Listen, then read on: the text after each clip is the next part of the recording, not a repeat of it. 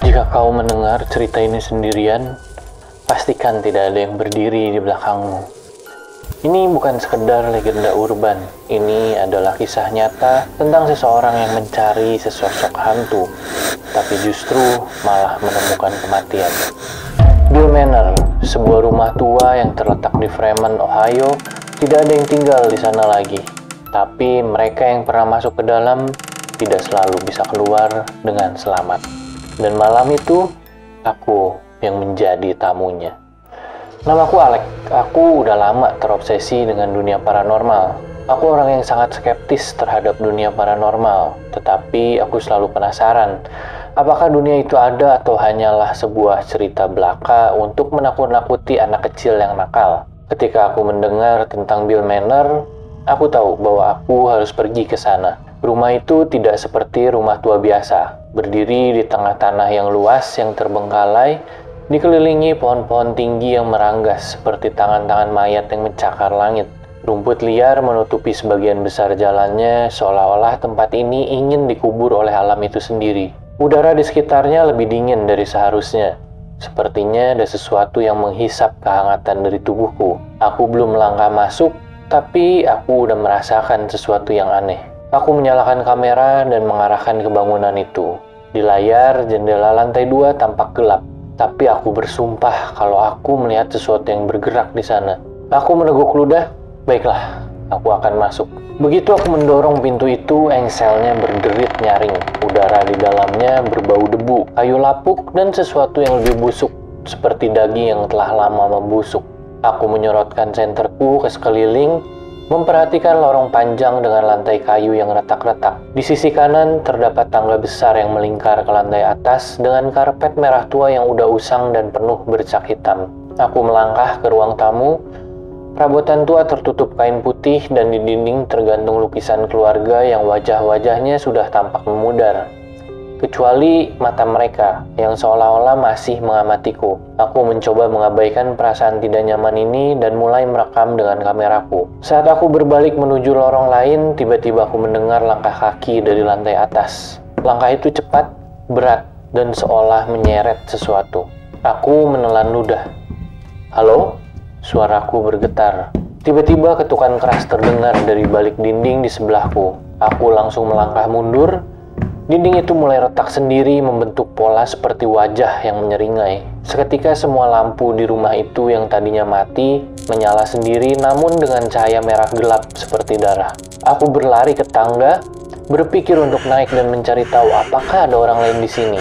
Tapi saat aku mengangkat senterku ke puncak tangga itu, aku membeku. Di sana, berdiri sesosok pria tinggi berbaju hitam lusuh. Wajahnya sepenuhnya tertutup bayangan, namun matanya menyala merah seperti bara api. Ia menatapku diam, lalu menyeringai dengan mulut yang terbelah lebar, lebih lebar dari mulut manusia normal. Aku ingin berbalik, tapi kakiku terasa sangat berat, seperti ada sesuatu yang menahanku di tempat itu. Sosok tersebut mulai turun, dan setiap langkahnya menyebabkan suara kayu retak yang nyaring. Aku harus pergi, gumamku. Aku merasa jantungku berdegup dengan kencang, dan seketika tubuhku tidak bisa bergerak lagi. Tanpa berpikir panjang, aku berbalik dan berlari keluar rumah itu. Tetapi saat aku melewati pintu depan, sesuatu mencakar pundakku. Aku menjerit, tapi terus berlari.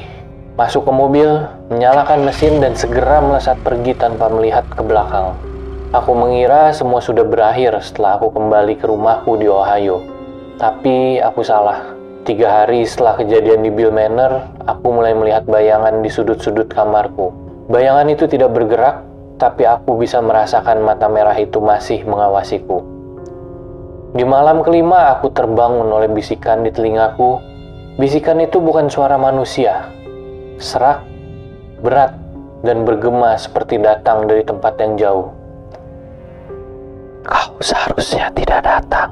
Aku tersentak, merasakan dingin yang luar biasa menyelimuti tubuhku. Aku mengangkat selimutku dan terkejut melihat kulitku mulai berubah pucat seperti tubuh yang udah lama mati.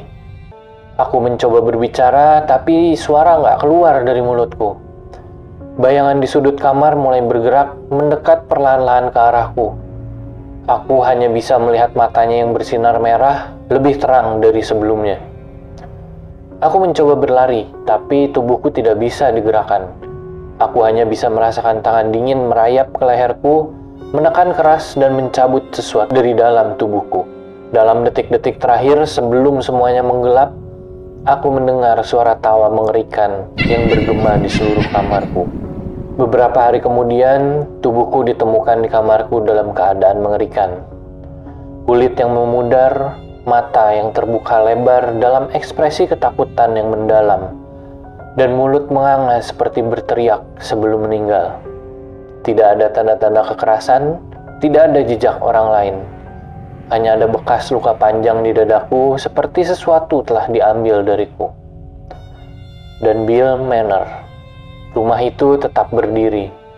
Orang-orang yang pernah mendekat ke sana bersumpah bahwa mereka bisa mendengar suara langkah kaki berat, suara bisikan dari balik dinding, dan melihat sosok hitam berdiri di puncak tangga, menunggu siapapun yang cukup bodoh untuk datang ke sana lagi. Dan sosok itu selalu menunggu korban berikutnya.